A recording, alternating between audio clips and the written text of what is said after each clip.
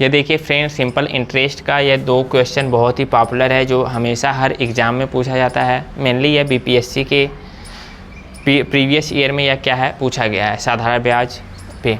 तो यह पहला क्वेश्चन है, एक आदमी ने एक बैंक में 1850 रुपया 7% वार्षिक ब्याज की दर से और दूसरे बैंक में 2150 रुपया 9% वार्षिक ब्याज की दर से निवेशित किया।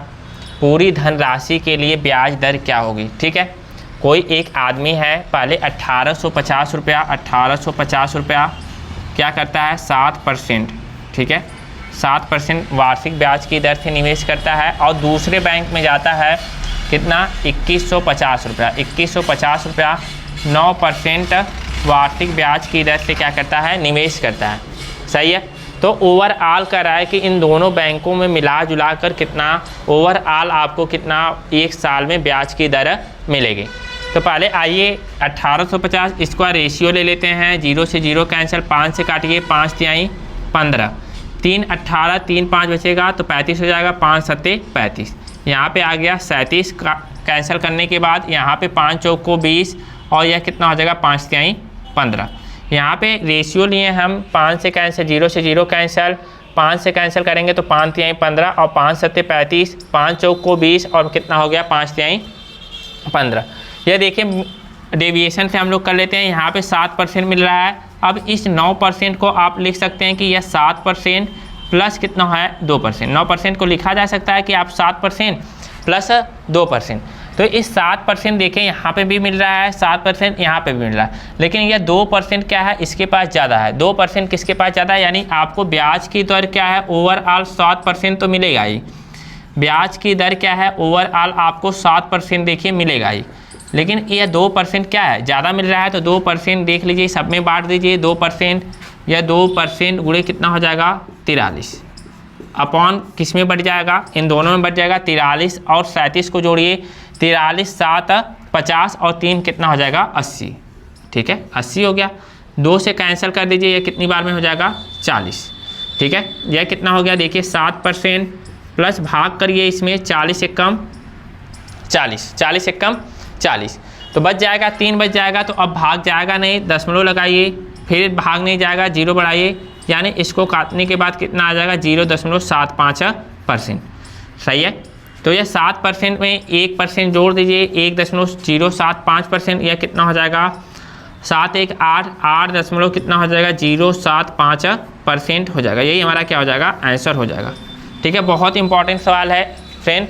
ये देखिए क्या है, एक आदमी ने एक बैंक में 1850 रुपया 7% वार्षिक ब्याज की दर से, ठीक है की दर से, और दूसरे बैंक में क्या किया है 2150 रुपया 9% वार्षिक ब्याज की दर से निवेशित किया। पूरी धनराशि के लिए ब्याज की दर क्या होगी? ठीक है, पूरी धनराशि के लिए ब्याज की दर क्या होगी? यह देखिए क्या है, 1850 रुपया कितने पे 7% पे निवेश किया, 2150 रुपया क्या है 9% पे निवेश किया। करे 7% और 9% जब आखिरी में मिलेगा तो कितना ब्याज की दर बनेगी। ठीक है, तो यहाँ पे देखिए रेशियो ले लेते हैं, मूलधन का जो भी है जमा किया है 1850 2150 का जब रेशियो लेंगे तो यह कितना हो जाएगा 37, यह हो जाएगा 43।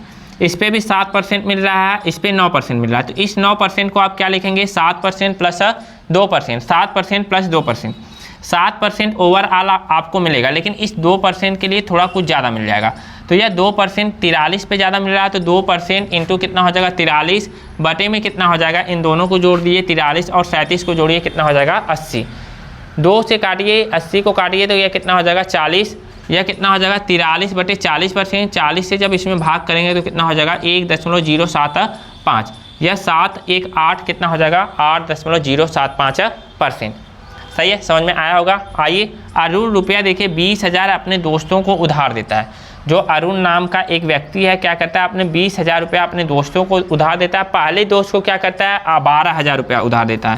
पहले दोस्त को क्या करता है 12,000 उधार देता है और ब्याज कितना है 8% वार्षिक साधारण ब्याज की दर है। ठीक है, पर देता है। अरुण अपनी कुल राशि का 10% लाभ कमाना चाहता है, 10% लाभ कमाना चाहता है, लाभ चाहता है, अतः उसे शेष राशि को किस साधारण ब्याज की दर पर देनी चाहिए ताकि इच्छित लाभ मिल सके। यानी अरुण क्या किया है, 20,000 रुपया लिया है, पहले दोस्त को उसने 12,000 रुपया दे दिया है 8% वार्षिक साधारण ब्याज की दर से, और दूसरे दोस्त को कितना देगा, 20,000 में से 12,000 घटा दीजिए, कितना देगा, 8,000 रुपया देगा। ठीक है, और यहाँ पे यह नहीं पता है कि कितने परसेंट का, यही पूछ रहा है कितने परसेंट पे दिया है, लेकिन उसको ओवरऑल कितना चाहिए, 10% का उसको क्या चाहिए, प्रॉफिट चाहिए। 10% उसको क्या होना चाहिए, दोनों से मिलाकर 10% उसको मिलना चाहिए। सही है, तो 12,000 का पहले आप रेशियो ले लीजिए। यह देखिए कितना हो जाएगा रेशियो, यह 3 0 से 3 0 कैंसिल हो गया, 4 से काट दीजिए, 4 3 12, ठीक है, और यह कितना हो जाएगा, 4 दूना 8, 4 दूना 8। आइए एलिगेशन का प्रयोग कर लेते हैं हम लोग। यहाँ पे देखिए 8% है, सही, और यहाँ पे हम मान लेते हैं दूसरे को x% पे दिया है।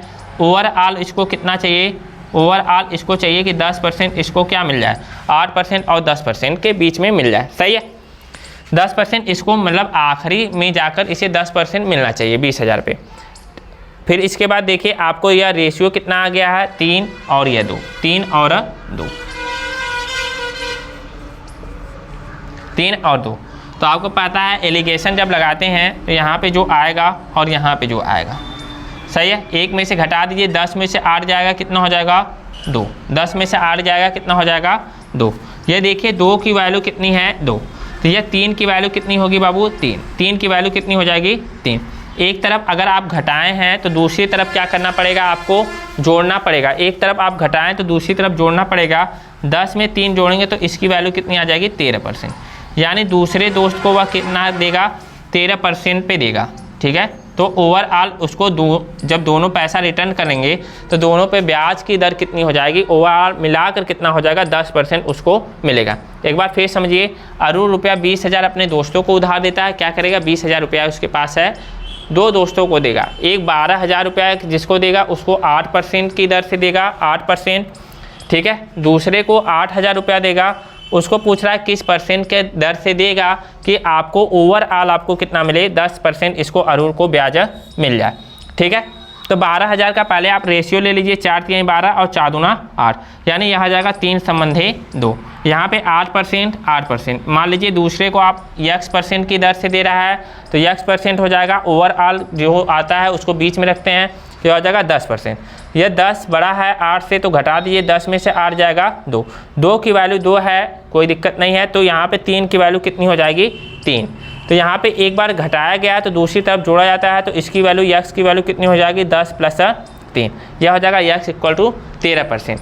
यानी दूसरे वाले को जिसको 8,000 रुपया देगा उसको ओवरऑल कितना देना पड़ेगा, ब्याज उसको 13% का देना पड़ेगा। तो इस अरुण को ओवरऑल आखिरी में दोनों से मिला के कितना ब्याज मिल जाएगा, 10% का ब्याज मिलेगा। ठीक है, यानी हमारा आंसर क्या हो जाएगा, 13%। इसको करने का इससे बेस्ट तरीका है नहीं, और दूसरा अगर कोई तरीका लगाते हैं तो यह मेथड क्या है, बहुत लंबा हो जाएगा। ठीक है, इसी तरह का वीडियो पाने के लिए फ्रेंड आप लोग चैनल को सब्सक्राइब कर दीजिए और शेयर कर दीजिए।